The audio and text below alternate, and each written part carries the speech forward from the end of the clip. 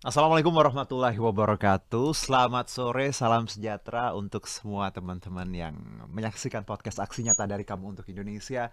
Ada saya Herjuno Syaputra, seperti biasa kita ada di podcast ini. Kalau dulu agak bunyi dari audionya. Well, apa kabar semuanya? Semoga dalam keadaan sehat, selalu optimis, selalu aktif. Karena anak muda memang harus punya banyak kegiatan, harus experience many things.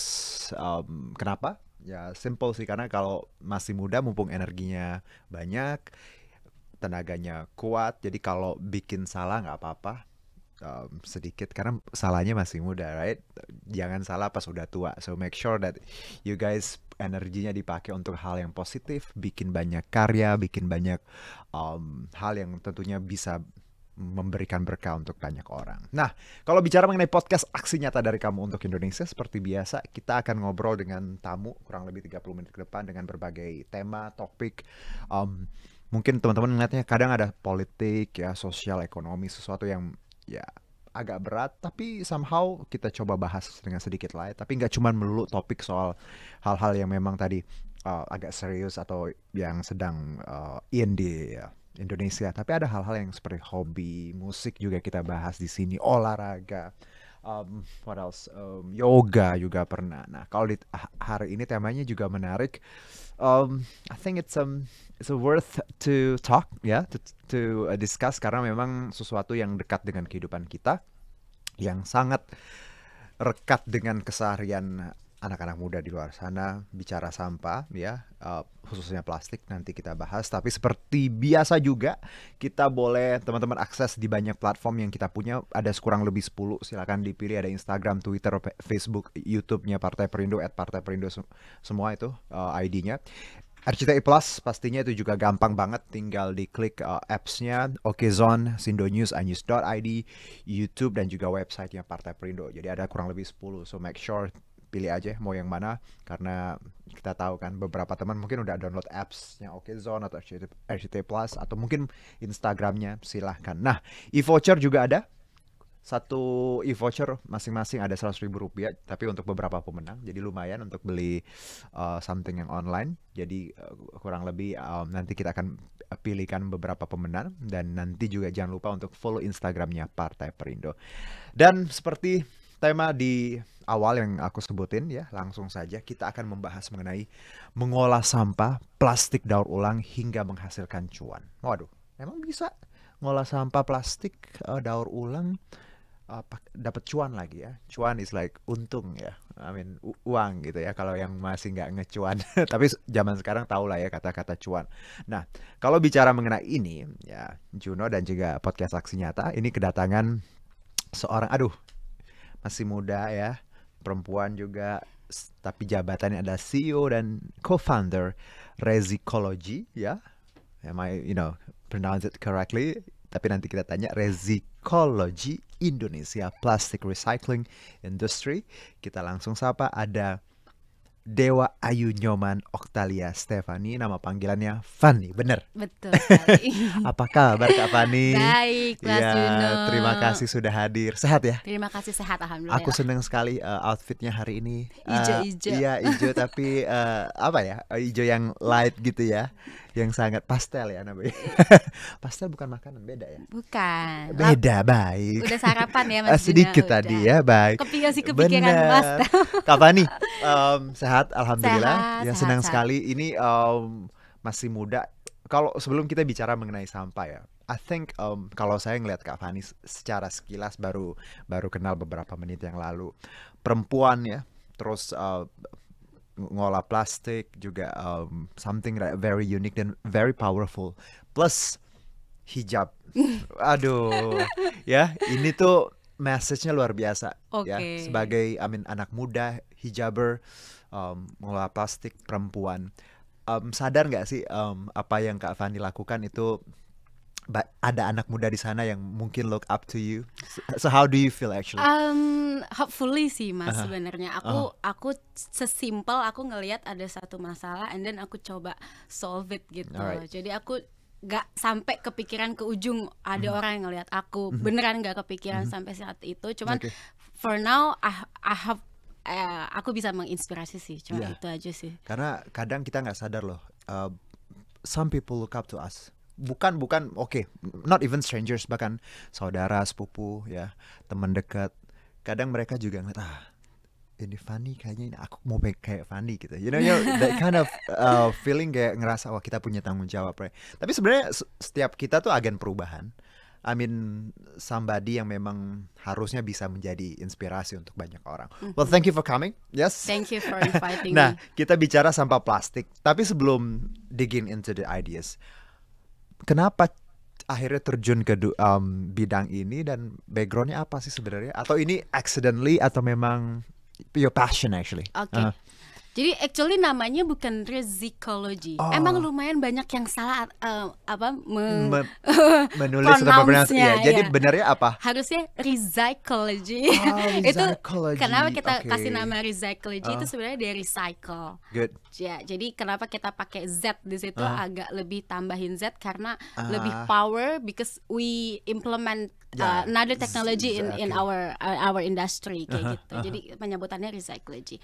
Sepintas itu, kalau background sebenarnya backgroundku itu sebenarnya bisnis.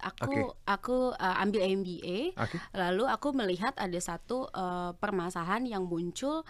Dan aku melihat di Indonesia itu banyak banget. Jadi Indonesia itu for your information, ya, we know IT, we know everyone, we know, we are the second largest polluters in Indonesia, in the world. I mean in the world after China. After China. Jadi aku melihat satu masalah itu, dan aku melihat tapi ternyata secara rantai bisnis itu sudah ada.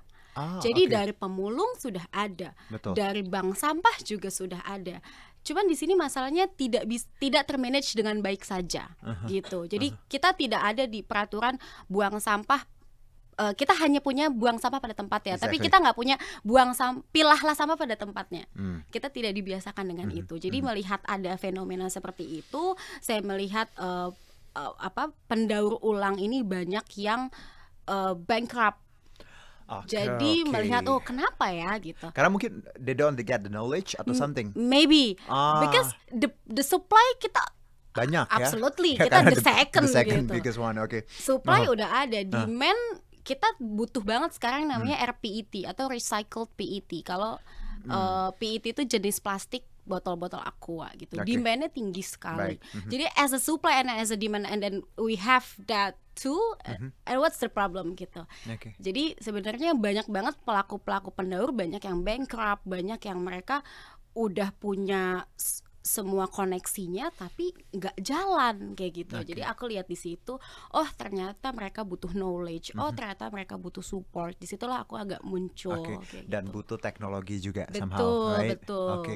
Nah ini yang menarik bahwa kalau teman-teman mungkin di luar sana yang ngelihat ini, prosesnya seperti apa sih, Kak Fanny?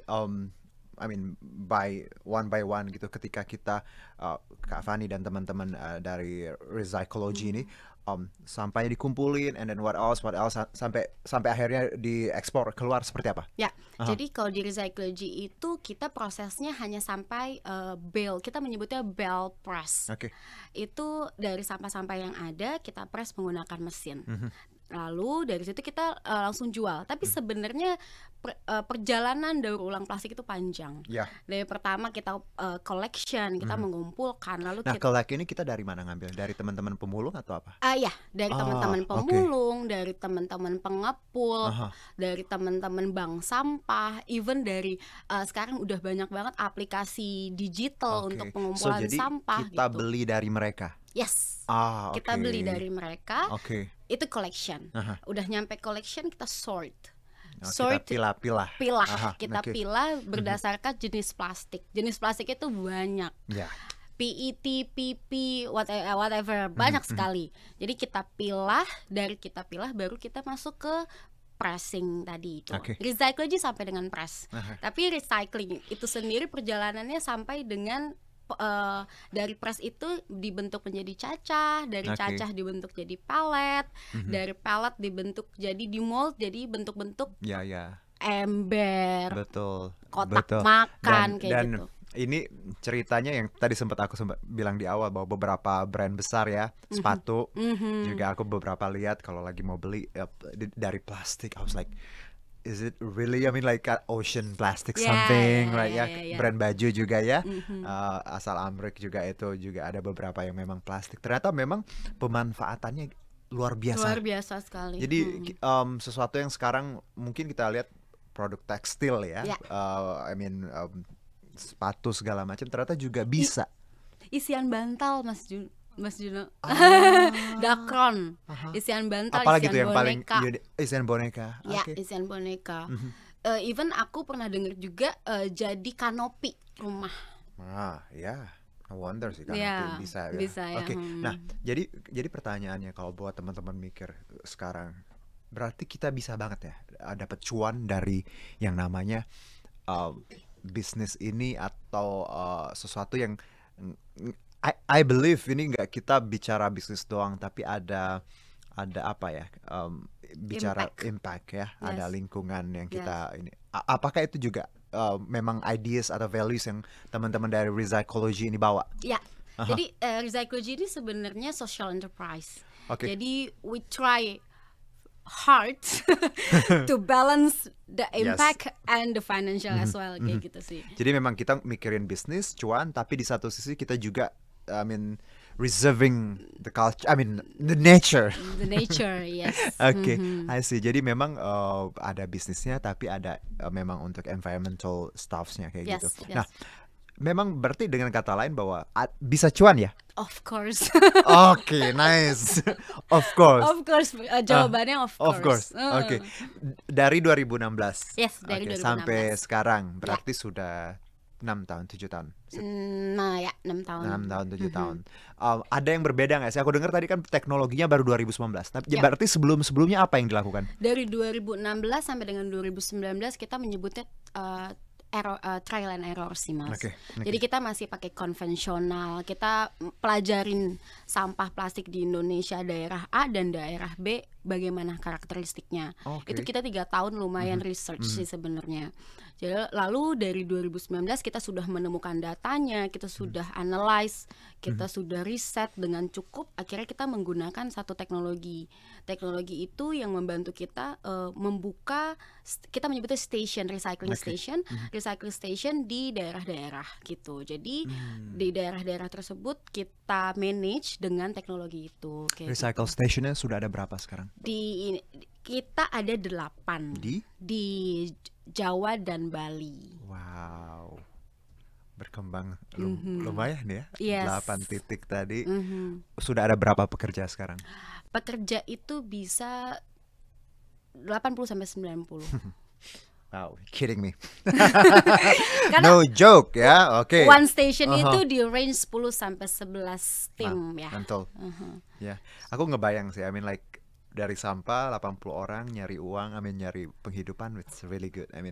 Kebayang kalau ini lebih gede ya. Banyak banget yang bisa kita, ya tadi penyerapan tenaga kerja, segala macam, membantu orang-orang yang aku yakin ya pasti teman-teman pemulung juga yang mungut itu juga terbantu ya dengan adanya ini, karena memang mereka ya tadi kita beli juga dengan harga yang rasional, of course ya. Kita hitung-hitung lah, pasti bener.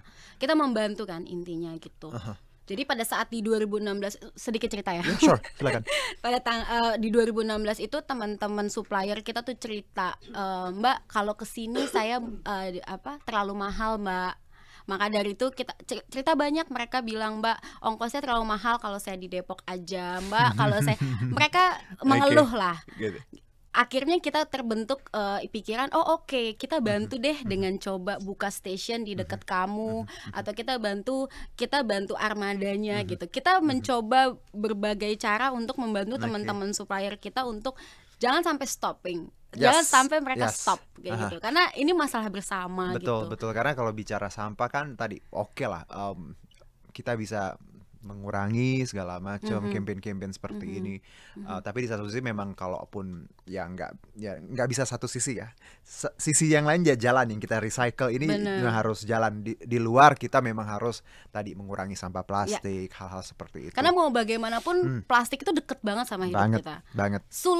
Bisa, tapi sulit sekali untuk benar-benar stop nol dari plastik tuh sulit sekali gitu. Oke. Nah, kalau bicara mengenai sampah plastik ya teman-teman, ini kita punya sedikit artikel data yang sudah dikumpulkan oleh tim. Kira-kira, waduh, ini memang PR kita bersama ya. Tadi dibilang di awal bahwa sama Fani dan sama gue juga bahwa kita tuh penghasil plastik nomor 2 terbesar di dunia setelah Cina, dan itu big deal sih. Memang harus kita solve bareng-bareng. Dan ini kalau lihat merek sampah plastik di sebelah kanan aku ada hasil audit di 5 kota, memang beberapa brand besar ya penghasil itu. Hasil audit juga memang berarti kalau kita lihat tipikalnya ya Mbak Fani, tadi yang disebut Mbak Fani bilang bahwa tiap daerah beda karakteristik sampah plastiknya. Beda. Apa biasanya yang mempengaruhi? Kebiasaan atau apa? Jadi lebih kayak kalau let's say kita bedain di Jakarta sama di Jawa. Saya punya recycling station di Jawa daerah Grobogan. Kalau di Jakarta mereka sudah kenal sama minuman-minuman boba-boba. Gitu ya. Yes. Lalu atau kita mereka sudah terbiasa membawa tumbler. Jadi plastiknya itu jadi beda. Kalau di Jakarta itu udah masuk plastik jenisnya PP. PP itu ada sablonnya, beda jadinya lebih sulit didaur ulang kayak gitu. Kalau di Jawa mereka belum ketemu tuh, belum terlalu terekspos sama boba kayak gitu. Jadi ya masih PET gitu, jenisnya PET. So which is gitu. Lebih gampang, lebih mudah, tidak ada sablon. Dia tidak kita menyebutnya mix plastik. Kind of like kayak gitulah. Jadi tidak dicampur gitu loh antara si sablon dengan plastik itu. Kalau PET yang minum air mineral itu dia benar-benar pure. Plastik tidak dicampur, jadi mudah didaur ulang. Kayak gitu. Baik. Jadi memang kalau kita lihat tipikal daerah beda-beda. Ya. Ini info yang menarik ya. Karena ya tapi kalau dari secara logik tadi ya memang Jakarta kan lebih advance, penduduknya segala macam, pola hidupnya. Dibantu juga ini mungkin Mas Juno tahu di sini di Jakarta tuh udah mulai banyak banget aplikasi-aplikasi digital yang membantu teman-teman yang mau buang sampah dengan baik gitu. Sampah gitu. Jadi udah sangat terfasilitasi lah sebenarnya kalau mau memilah sampah. Nah ini juga menarik ya, dari artikel Indonesia itu menghasilkan 64 juta ton sampah setiap tahun. Sampah ini could be plastik, bisa macam-macam kan ya. Tapi ada 60 yang organik, 14 yang sampah plastik, 14%. Lumayan sekali ya. Dan ini kalau kita lihat runutan bagaimana berakhir di TPA, terus didaur ulang cuma 7% sih. Ya, yang di TPA 69%. Illegal dumping ini juga jadi masalah kita bareng ya. Buang sembarangan gitu ya. Ini 24 masih tinggi sekali ya. Jadi memang kalau bicara sampah, nih Kak Fani, ini menarik. Aku nggak tahu ya, tapi kalau aku mau tanya Kak Fani, di Indonesia kesadarannya sendiri seperti apa sih? Karena beberapa negara maju, I remember waktu di Hong Kong ya, dari kecil kita di sana itu iklan recycle, reduce, whatever itu udah ada di TV. Jadi anak-anak sekolah umur ya sekolah SD ya, kalau di sini tuh udah setiap hari kayak ngeliatin apaan sih iklan gitu, aku sadar bahwa secara nggak langsung didoktrin, di brainwash. Iya, kayak kita dari kecil ngeliat iklan waktu ya misalnya di Hong Kong, apaan sih reduce, dan itu diulang-ulang tiap hari. Dan aku nggak lihat di sini iklan-iklan kayak gitu, nggak ada di TV nasional, ya jarang banget, cuman ada di yang kita lihat sekali-sekali. Kalau bicara kesadaran, gimana Kak Fani melihat, apakah di sini lebih baik sebenarnya dari tahun sekarang dari tahun-tahun sebelumnya, atau ya stagnan sebenarnya? Gini, tadi sempat aku sebut sama Mas Juno, di dunia recycling di Indo itu sebenarnya rantai bisnisnya udah jarang. Kenapa? Karena ada pemulung. Kenapa bisa ada pemulung itu? Kalau di luar mungkin kita sebut negara maju, pemulung even udah nggak ada. Ya jarang. Jadi ya karena kesadarannya, cara pikirnya itu sebenarnya di Indo belum ada. Makanya kita mungkin zamanku ya Mas Juna ya. Zamanku aku di sekolah hanya disebut buanglah sampah pada tempatnya. That's it. Iya, That's itu it, yang bedanya. gitu. Dan kebetulan aku punya anak umur 5 tahun TK. Aku tanya bagaimana mereka. Sempat juga aku jadi narasumber di Di TK. TK-nya. Iya, karena kita nggak kepikiran tapi oke. Mereka sudah mulai diajarkan untuk memilah. That's a good thing. Gitu. Iya, itu yang aku rasain dulu bahwa kayak di brainwash gitu ya, karena beberapa negara maju ya aku bilang tadi kayak Hong Kong deh contohnya, kita tuh tiap hari diliatin di iklan, tonton di TV like apaan sih ini gitu kan, tapi karena masih kecil dan ininya masih simple kan, masih pure, jadi tuh masuk ya, dan akhirnya kebawa jadi kayak culture gitu. Yes, jadi habit. Nah, itu yang tadi menarik juga, bahwa Kak Fani juga harusnya memang ya dari sedini mungkin ya. Betul. Itu tuh diulang-ulang ya. Tapi belum terlambat kok Mas. Maksudku gini, aku lihat perbedaan habit di daerah dan di Jakarta. Sorry aku sebut Jakarta terus karena emang signifikan banget. I know, kita yang di Jakarta tahu lah problem di sini, right? Gapnya lumayan gede. Jadi pada saat aku buka di Depok, itu aku mendapatkan supply itu dari teman-teman aplikasi digital. Jadi mereka setiap minggu 2 kali kirim ke kita atau kita jemput ke sana. Itu sekitar 300 kiloan satu truk. Satu pick up. Aduh. Jadi maksudku udah lumayan bagus Mas. Iya sih. Ada habit-habit dari consumer yang mereka mau loh take an effort gitu ya, dia buka aplikasinya, saya mau buang sampah dengan baik lewat aplikasi. Itu kan kita mungkin lihatnya simple, cuman itu effort loh. Itu effort loh. Download apps-nya, ngisi-ngisi segala macam. Iya makanya itu that's a good thing kayak gitu. Cuman yang balik lagi di Recyclogy juga kita sebut kita nggak bisa juga bergantung hanya di apps-nya itu. Kita tetap butuh teman-teman pemulung, kita tetap butuh teman-teman pengepul untuk menyelamatkan masalah ini kayak gitu sih. Wow, ini insight yang baru sih menurut aku, apa yang kita obrolin dari awal sampai ini like ada hal yang bisa kita pakai ya, kita lakukan untuk sampah sebenarnya, khususnya plastik, dan sudah terbukti. Jadi ini bukan plan, bukan wacana, cita-cita, tapi memang sudah dijalankan sama teman-teman dari Recyclogy. Nah, kita punya satu artikel lagi ya, ini kita bicara video ya, pengalamannya Kak Fani nih kita lihat. Nah, ini apa Kak? Ini station di Depok. Depok ini kapasitasnya 60 ton per bulan. Kalau kita ada lembur 60 ton per bulan, satu harinya kita bisa di 1 sampai 2 ton masuk plastik sampah. Satu pegawaiku sakit aja itu kita udah kelimpungan. Karena tapi kita aku full. bisa lihat mukanya pada happy. Ya kayak gini kita ngelola orang kerja, aduh itu luar biasa loh berkahnya. Wow. Karena kita nggak buka usaha lapangan kerja, nggak kepikiran kan orang-orang yang di bawah kita. Beautiful. Next ada video ya, boleh lihat nggak? Ini juga. Prosesnya ya Kak ya, yang dikumpulin terus. Ini. That's the product. The product yang kita ekspor biasanya. Yes. Ya betul. Wow. Ini videoku. Ya. Ternyata masih bernilai ekonomis. Dengan modal 300 jutaan, kamu bisa silahkan. Kalau ada yang mau.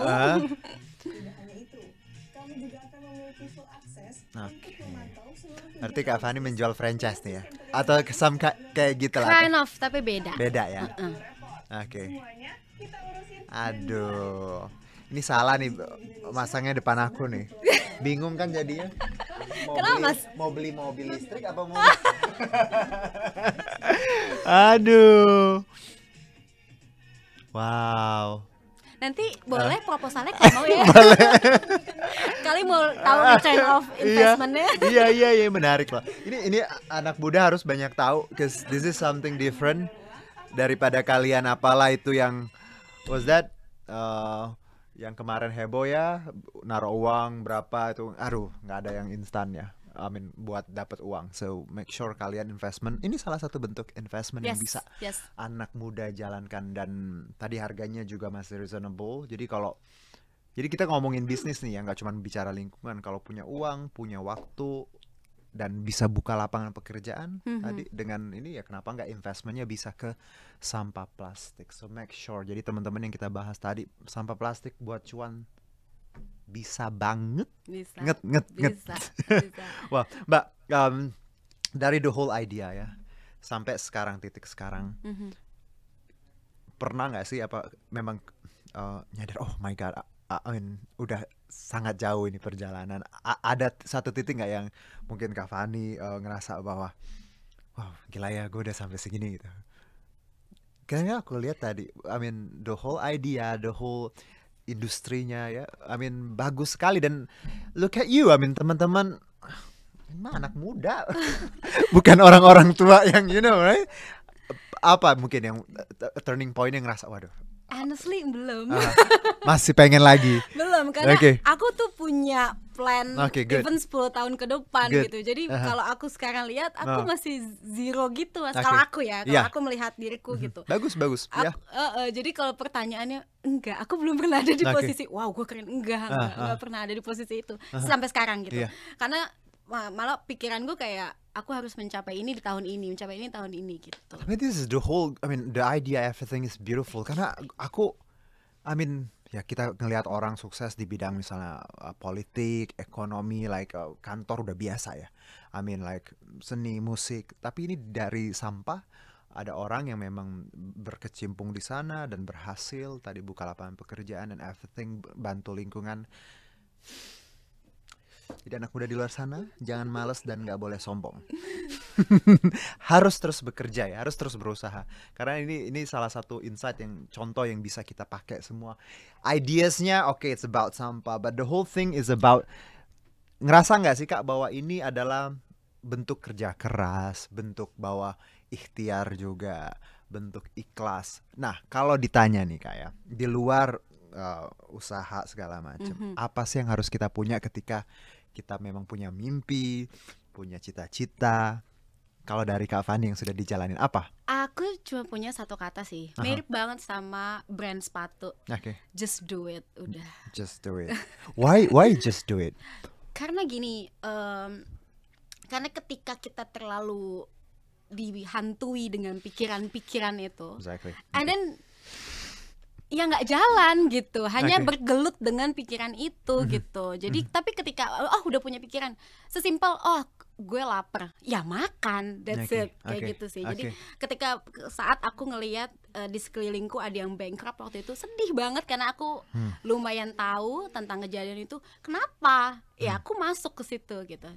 Sesimpel kayak gitu. Just do it. Ya. Nice. Tepuk tangan dulu dong buat kita. Ini obrolannya. Goodness. I mean, aku tuh selalu beruntung sama, I mean, tiap hari aku selalu bersyukur sama Allah karena aku punya kesempatan ketemu orang yang beda-beda background.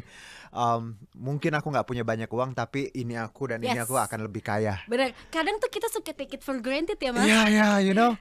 Ketemu ini ya biasa lah.